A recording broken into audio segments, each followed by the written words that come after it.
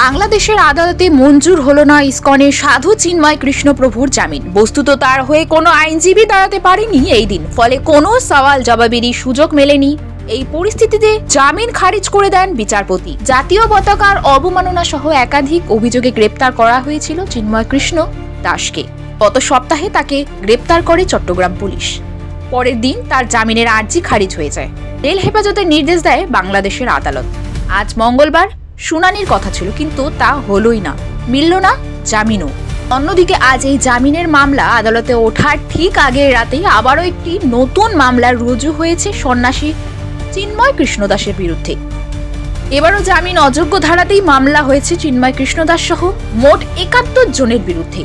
মঙ্গলবার চিন্ময় কৃষ্ণের জামিনের শুনানি যে ভেস্তে যেতে পারে সে নিয়ে সংশয় আগে থেকেই ছিল, কারণ সোমবার রাত পর্যন্ত চিন্ময় কৃষ্ণের হয়ে জামিনের আবেদন করতে চট্টগ্রামে কোনো আইনজীবী পাওয়া যায়নি। সন্ন্যাসী চিন্ময় কৃষ্ণের হয়ে আদালতে সওয়াল করার কারণে আইনজীবীর ওপর নৃশংস হামলা চালানোর অভিযোগও উঠেছে। আক্রান্ত আইনজীবীর নাম রমেন রায়। জানা যায় তারই জেরে হামলা করা হয়েছে। আইনজীবীর অবস্থা অত্যন্ত আশঙ্কাজনক বলেও জানা গিয়েছে চিকিৎসকের কাছে।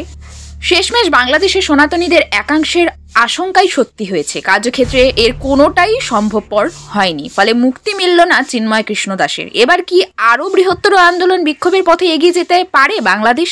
সেই প্রমোদই গুনছেন অনেকে।